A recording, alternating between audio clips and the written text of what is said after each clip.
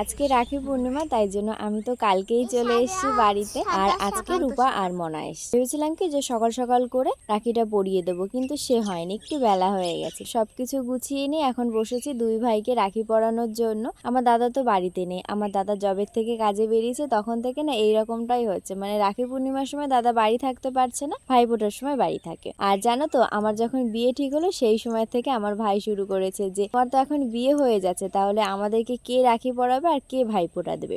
বলতাম কি যে তোর দুই বোনও আছে, তো দুই বোনও পরাবে। বলছে কি যে না, বোনদের সাথে সাথে তোমারও পরাতে হবে। আর কিছুদিন আগে আমি এসে তখনও এরকমটা বলছে যে ও দিদি, আর কিছুদিন বাদেই তো রাখি পূর্ণিমা, তুমি আসবে তো আমাদেরকে রাখি পরানোর জন্য?